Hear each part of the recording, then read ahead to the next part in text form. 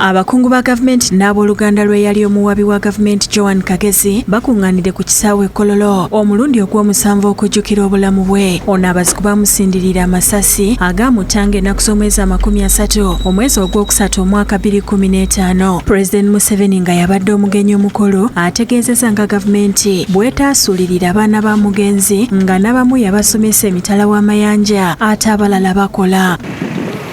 It is not good for a country to have a culture of forgetting.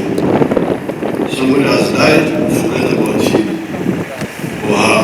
To strengthen our country, it should also be a culture not to remember the people who died on the course of duty, but to support their families. Ayogedde ku baatemula Kagezi engeri gye babakwatiramu ku nsalo y'eggwanga lya DR Congo. Remembering Joan because she stood for the truth. Some of those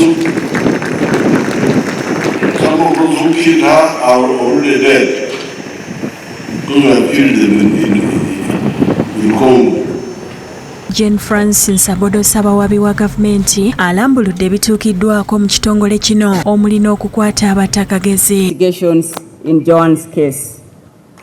Apart from the staffing gap for prosecutors, there is also a severe staffing gap of support staff, such as the staff ICT officers, Your Excellency, secretarial staff, records officers, drivers, among others. Saabalamuzi Alfonso Winyiddolo awabudde gavumenti okwongera ensimbi mu bitongole ebikola ogw'okunoonyereza ku buzzi bw'emisango. There is need to strengthen the investigating capacity in this country.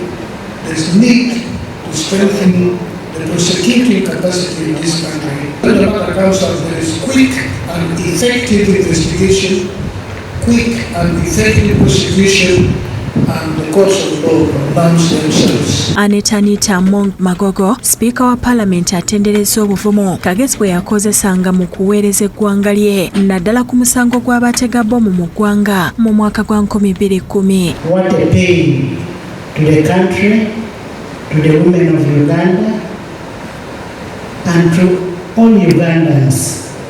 This lady was murdered in cold blood. A woman who paid an ultimate price for diligently serving this country, which she called her home. Speaker naye asabye gavumenti okwongera ebitongole ebyenjawulo ensimbi. You hear what Honorable Jane is saying, that she has a catalan. She has a catalan to serve. We must be able to help her to achieve the catalan she